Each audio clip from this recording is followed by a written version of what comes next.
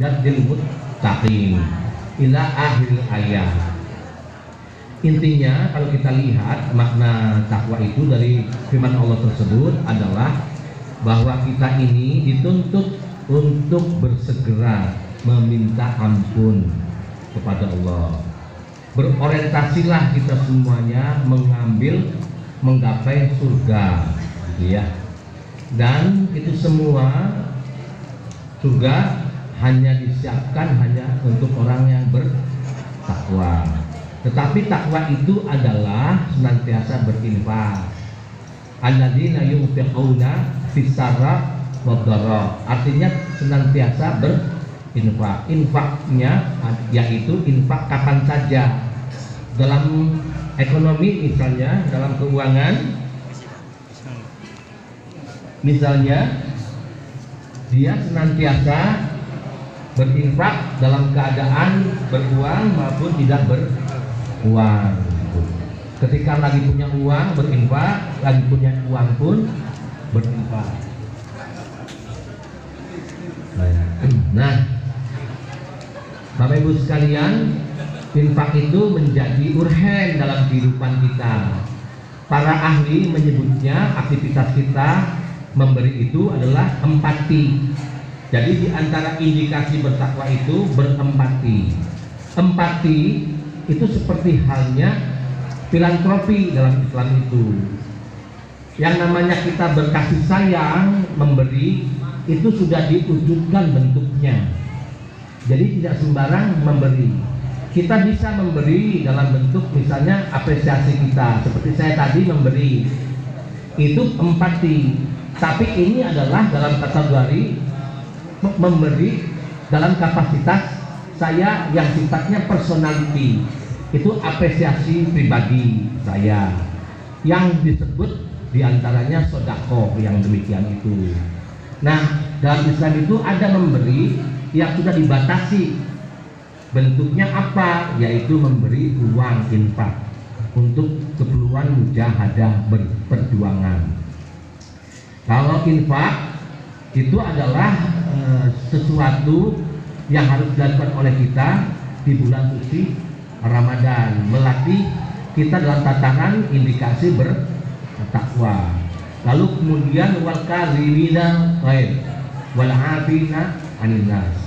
Kita harus mampu hidup menjadi manusia yang sangat rendah hati, yaitu dengan segala dinamika kita harus mampu kendalikan dinamika itu. Jangan sampai kita terbawa ke dalam dinamika yang tidak proporsional, mengganggu jiwa kita. Misalnya seperti kita itu tidak bisa menahan emosi ketika melihat orang di angkot lagi enak-enaknya kita menikmati puasa, pergi naik angkot. Kita tahu di angkot itu jam 1 siang ada teh manis, esnya gandul, plastiknya gede, gundal gandul. Aduh, ini orang lagi puasa ya, si kenek ngencet gundal gandul kan manggel tuh. Kalau di Lombok nanti akan diberi label, angkotnya nggak boleh dinaikin lagi karena waktu bulan puasa sopirnya, keneknya tidak menjadi penyelenggara puasa, tidak menjadi pelaku yang ikut mengendalikan masyarakat muslim berpuasa, melakukan pembiaran pada masyarakat penumpang angkotnya buka puasa atau tidak berpuasa, dihukum oleh sistem hukum masyarakat di sana. Nah, kita kan mangkelnya pengen nabok ya kan, ingin saya tabok aja itu orang. Nah, di posisi itu kita pun harus bisa mengendalikan diri. Atau mungkin untuk Bapak Ibu dosen, guru, para medis, THR lambat ya. Ada lewat dikit, engkau dikit ya, lagi dicariin gitu kan, mangkel tiap bulan puasa, unggal bulan puasa, erek lebaran pasti harus seil duit teh gitu kan. Nah, ini wal kazibinal ghaib. Di situ tantangannya tuh, kenapa di bulan puasa setan itu dibelenggu. Tapi masih banyak orang yang seperti kesetanan gitu kan. Itu problemnya di kita sendiri, itu di kita itu ternyata tidak bisa mengendalikan syahwat. Diri kita itu ada potensi syahwati. Potensi syahwati itu juga ada dalam diri setan. Manusia punya potensi syahwat, menyenangi sesuatu, godok membenci sesuatu. Nah, karena itu tanpa ada setan pun aslinya kita itu punya potensi syahwati dan godobi. Jadi ketika ada pertanyaan kenapa kok di bulan puasa di mana setan itu dibelenggu masih ada yang melanggar. Pertama, tata aturan puasa, yang kedua kehidupan yang lazim dilanggar gitu kan. Karena kitanya mungkin tidak walka di minal ghaib karena keluar aspek syahwatinya atau aspek godobinya. Wal afina 'anil nas, segala sesuatu kita harus maklum. Insya Allah lah semuanya tidak ada berniat yang tidak. Kalau misalnya nanti THR-nya angger, wal afina 'anil nas, ya Pak Uru. Insya Allah akan turun. Tetapi mungkin ada hal-hal yang sifatnya tidak menjadi sepengetahuan kita harus maklum. Sama orang tua juga demikian, anak-anak juga ya demikian. Bajunya misalnya nggak ganti lembaran, ya sabar. Wal afina 'anil nas, maafkan ayah dan ibu. Laisal jamalu bi aswabin tuzayyuna walakil jamalul ilmi wal adabi. Laisal aidu liman labisal jadida walakinal aidu liman ta'atuhu tajid. Puasa Id itu anak-anak bukanlah untuk orang yang pakai baju baru, tapi untuk orang yang bertambah taatnya. Walakinal aid oper-operan apa kalau sih?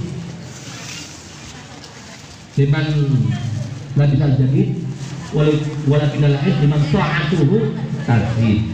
Untuk yang taatnya bertambah begitu. Apabila berbuat buruk segera tidak mengulang dan minta ampun kepada Allah Subhanahu wa ta'ala. Kiat-kiatnya ada 5 untuk takwa itu. Nah, Bapak Ibu sekalian, kiat-kiat puasa bagaimana Allah ini tentu adalah standar, sesuatu yang teologis, sesuatu yang mutlak menjadi ajaran, dan dia harus menjadi aspek ta'abbudi. Kita harus mentaatinya, melaksanakannya dalam ibadah. Dalam konteks di Muhammadiyah, saya mengajar untuk ketakwaan kita itu ada muatan-muatan yang sifatnya distingsi, membeda, di mana kita dituntut untuk bertakwa versi Muhammadiyah. Saya melihat Muhammadiyah ini seperti kelompok manusia yang lagi total melaksanakan firman Allah surat As-Saff ayat 10 sampai 13. Allah menyatakan bahwa apakah kamu nggak mengerti bahwa kami, kata Allah, aku kata Allah, telah menunjukkan bagaimana perniagaan yang paling baik, bagaimana aktivitas hidup yang sebenar-benarnya, yaitu bahwa kita ini harus senantiasa beriman kepada Allah dan Rasul-Nya. Kemudian kita harus senantiasa mampu mengisi jiwa kita untuk bermujahadah, berjihad dengan harta dan jiwanya. Jika kita seperti ini, maka kita akan ditempatkan surga, mengalir di dalamnya air yang yaitu disebut Jannati Adnin, ya. Dan di situ pula tempat-tempat berbanjiran dengan yang baik-baik. Dari itu perlulah kita mengetahui bahwa itulah sesungguhnya nikmat yang paling besar. Muhammadiyah kan di situ. A'udzubillahi minasyaitonir rajim. Ya ayyuhalladzina amanu hal adullukum ala tijaratin tanjikum min adzabin alim. Apa itu tu'minuna billahi wa rasulihi wa tujahiduna fi sabilillahi bil amwalikum wa anfusikum ila akhiril ayat. Jadi kita itu sesungguhnya seperti halnya yang memang diterangkan oleh Allah dalam surat As-Saff ini. Bahkan sepanjang yang kita baca, kita coba lihat di pembukaan ADART kita di mukadimahnya, diterangkan bahwa kita harus ada dalam suasana seperti ini. Kita semuanya ini harus hadir dalam suasana mujahadah. Untuk apa? Untuk melangsungkan perjuangan para nabi, terutama Nabi Muhammad SAW, dengan bentuk berorganisasi, di mana kita di situ menaruh seluruh apa yang kita miliki untuk mujahadah fisabilillah, harta dan jiwa kita. Disitulah kemudian kita juga bermuhammadiyah. Kata Muhammadiyah, segala kesalahan kita di masa lampau akan diampuni oleh Allah Subhanahu wa ta'ala. Allah akan mengampuni kita semua, bahkan ditempatkan di surga yang mengalir dalamnya sungai-sungai, yaitu surga Adnin. Kalaulah engkau mengerti tentang ini, masuklah kepada persyaratan Muhammadiyah. Karena itu Bapak Ibu sekalian, Muhammadiyah memilih dalam perjuangannya dengan mekanisme organisasi. Kemudian Muhammadiyah dalam perjuangannya untuk mengajak handai tolan masyarakat, aspek-aspek yang berkaitan dengan kebutuhan umat bangsa ini, yaitu dengan membangun peradaban. Peradaban itu adalah sebuah nilai dari pikiran dan jiwa kita yang tersistemik, yang bermanfaat untuk masyarakat, yang tentunya aspek manfaat ini senada dengan apa yang diajarkan oleh Allah dan Rasulnya. Muhammadiyah tampil untuk memberikan sumbangan karya umat Islam, di mana umat Islam, bahkan umat non-Islam pun bisa memanfaatkan apa yang diperjuangkan oleh Muhammadiyah. Itulah peradaban. Dari itu Bapak Ibu sekalian, jika kita nanti masuk bulan suci Ramadan, saya mengajak untuk membangun niat puasa Ramadan kita kali ini adalah niat puasa Ramadan yang berdimensi nilai peradaban Muhammadiyah. Ketika kita berpuasa Ramadan, hendaklah kita menjadi agen, yaitu agen yang total untuk mengemban visi Muhammadiyah. Jika kita ada di amal usaha, kitalah agen yang memajukan amal usaha kita. Karena ketika kita mampu memperlukan amal usaha ini menjadi maju, maka berarti semakin bermanfaatlah amal usaha kita ini oleh orang banyak. Jika memang semakin bermanfaat, maka semakin terasa dan terlihatlah bahwa eksistensi kita ini eksistensi yang bermuatan peradaban. Bapak Ibu sekalian, ibu-ibu, halo, ibu-ibu pengen masuk surga tanpa hisab? Pengen? Ada dua cara. Yang pertama, memohon kepada Allah Subhanahu wa ta'ala untuk dilahirkan kembali hidup pada masa Nabi Sallallahu Alaihi Wasallam. Mau ibu-ibu mati dulu? Bayangkan ibu, orang-orang yang hidup di masa Nabi itu banyak yang dijamin masuk surga tanpa hisab. Ibu-ibu mau? Mau? Gak mungkin secara akidah. Ada ibu ketua ya? Ketua stikes. Oh, ada. Lagi mencuba. Iya.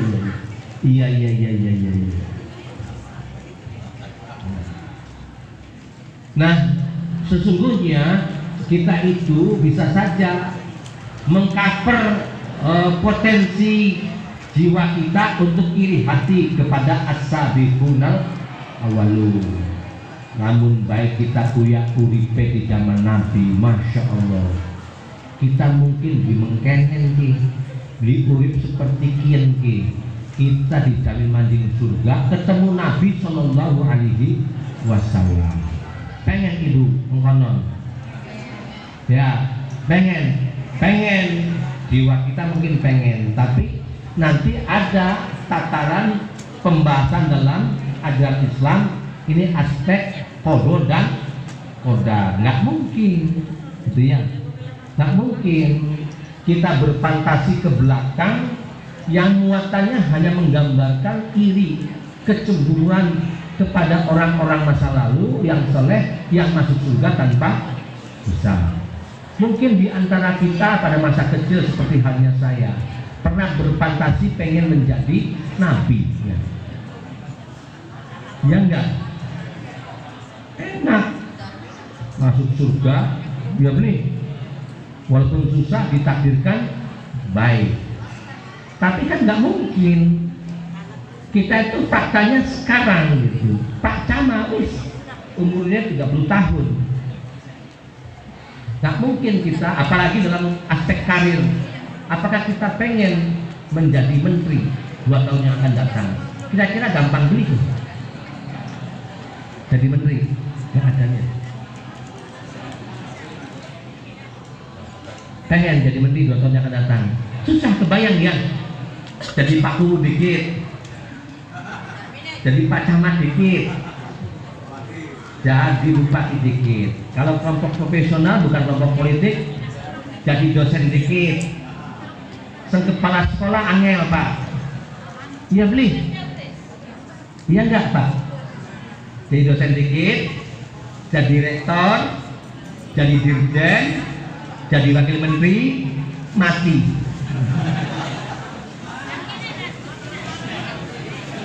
Ya enggak? Jadi menteri. Susah ini. Kita itu sekarang, kita itu harus tabu, tidak mampu melaksanakan terbaik atas apa yang ada sekarang.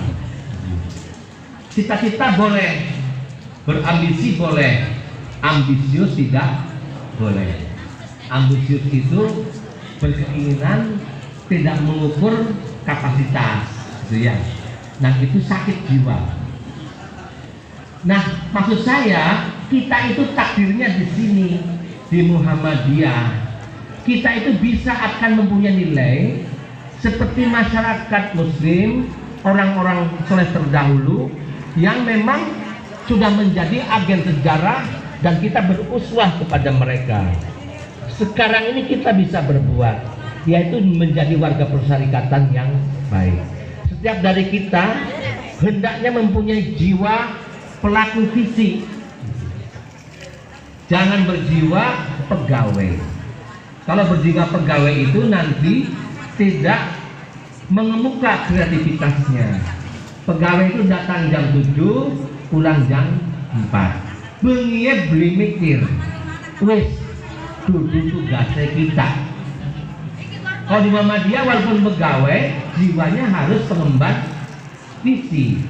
Tidak ada pernah selesai kita berpikir untuk umat, berpikir untuk kemajuan kepanjangan tangan dakwah kita, yaitu amal usaha. Apakah masjidnya, apakah koperasinya, apakah kampusnya, apakah kliniknya, apakah sekolahnya, apakah ibu-ibu mungkin punya TK, punya PAUD, punya SDIT dan seterusnya. Tidak boleh berhenti. Kita sudah diberi pintu oleh Allah Subhanahu wa taala. Dalam surat As-Saff ayat 10 sampai 13 bahwa kita akan sama seperti mereka. Ada di Jannatu Adnin, di surga yang terbaik. Digambarkan sungai-sungai, masyarakat ketika itu memang mengidentifikasi kebaikan alam itu sungai mengalir. Kalau masyarakat sekarang mengidentifikasi kebaikan itu adalah mendapatkan hadiah batu alim. Indah mengalir.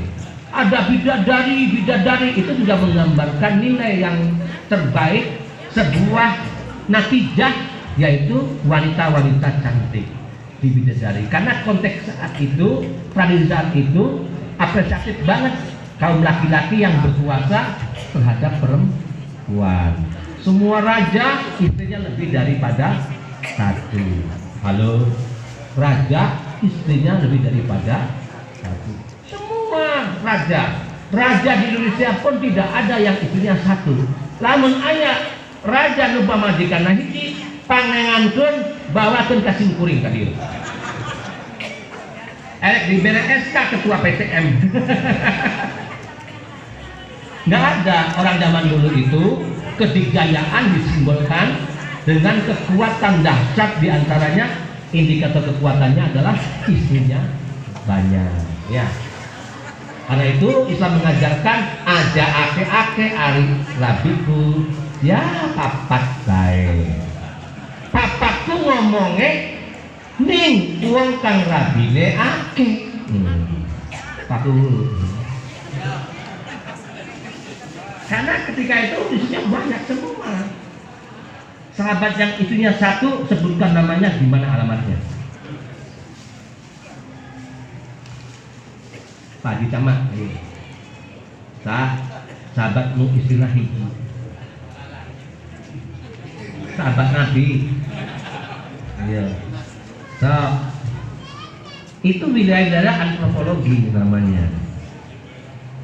Itunya. Nah, karena masyarakat saat itu istrinya banyak, Islam itu nggak boleh mengagetkan.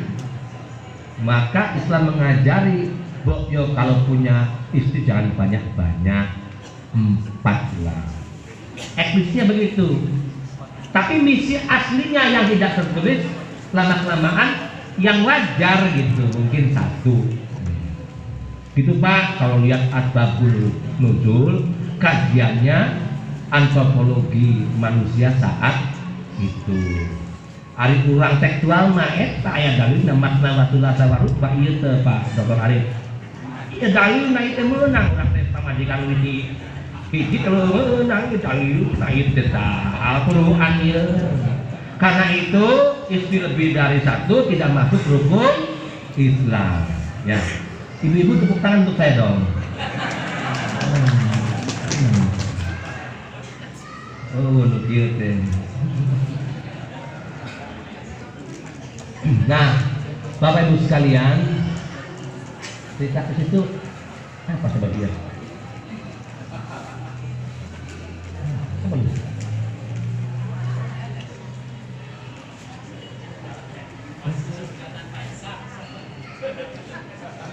Oh, sampai ke istri masa-masa lalu lupa ceritanya.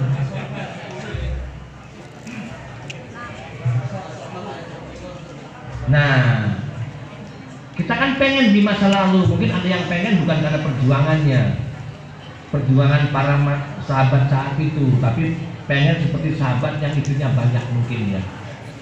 Nah, hal seperti ini namanya berfantasi yang tidak proporsional gitu ya. Yang paling penting pada kita adalah bahwa kita pun akan mendapatkan tempat yang sama dengan para sahabat, para nabi, sepanjang kita mencoba eksis di persyarikatan. Dan eksistensi kita ini berjiwa pengemban visi. Jangan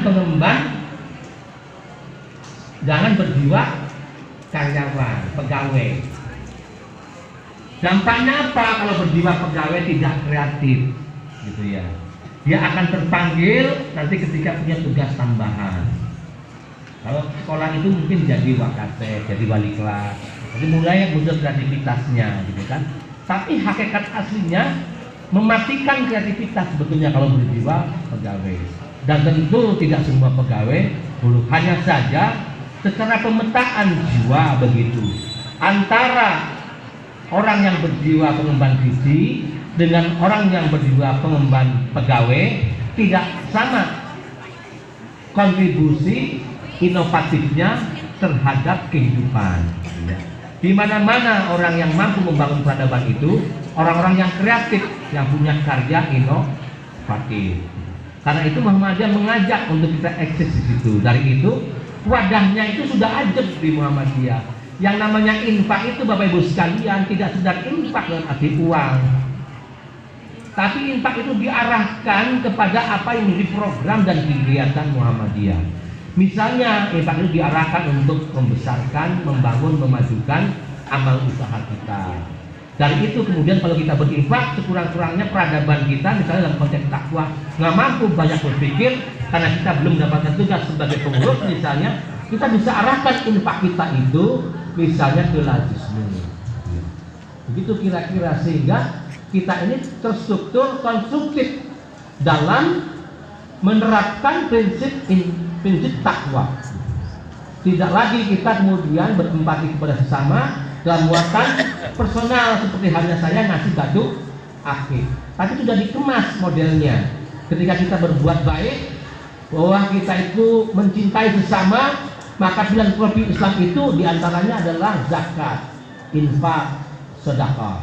Dalam konteks kita, pembahasan saya, takwa kita itu sudah dipola, dikemas, yaitu dakwah peradaban Muhammadiyah, di mana kalau kita harus berinfak, kita arahkan. Kalau kita misalnya harus bersedekah dengan pikiran kita, karena kita mungkin unggul di pikiran kita, karena kita adalah sarjana, kita adalah master, kita adalah dokter, maka tuangkan konsep itu untuk memajukan persyarikatan dari sisi amal usahanya sekurang-kurangnya, dari sisi aktivitas kita di ortom, dari sisi aktivitas kita di cabang dan ranting, bahkan di PDM, wilayah maupun pusat. Saya kira mungkin ketika kita bersama-sama untuk memastikan model takwa Muhammadiyah dalam puasa Ramadan adalah membangun peradaban persyarikatan, maka itu akan menjadi signifikan puasanya. Dan puasa Ramadan kita ini tidak tradisional. Yang penting sahur, buka, baca Quran, masjid raweh, bubar. Pas raweh, ribet. Pirang rakaat, papat tak telu, loro tak telu, papat tahiyat, ana beli iftitah. Very simple. Di Muhammadiyah sudah ada yang ngurus, nanti takbirnya keluar. Dan tadi pemberi takbir berarti kembali kepada hukum asal, yaitu di Jawa Barat takbirnya itu 443, ada tahiyat awal. Saya saja aslinya itu bisa pendapat, tapi tak kiai wong tua itu tak sedikit. Misalnya sepanjang Nabi itu sholat 4 rakaat itu selalu ada tahiyat awalnya. Pidatonya ulama tadi Jawa Barat. Saya masih kecil waktu itu, SMP kelas 3.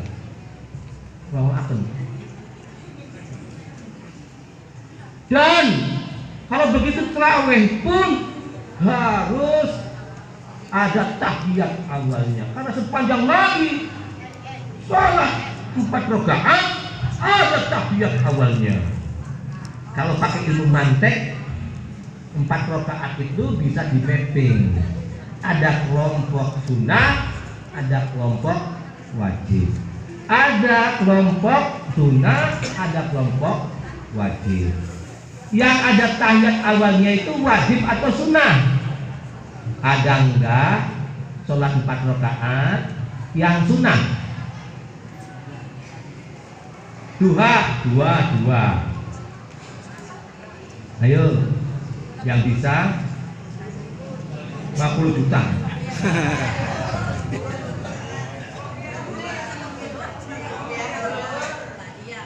4 rakaat. 2 ibu.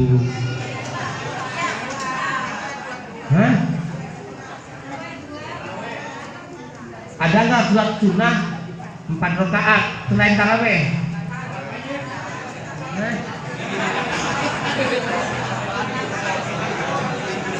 Tahajud.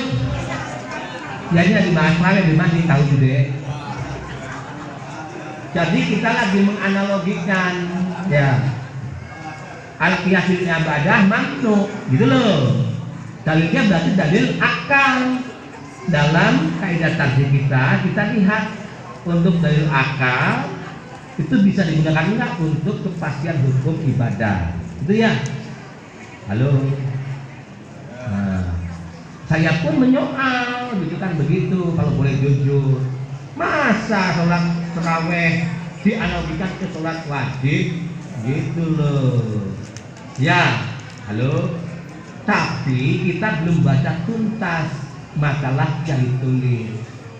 Mungkin kita justru nggak tahu ada hadis yang sangat menjadi kata kunci bagi keputusan 443, ada tahiyat awalnya.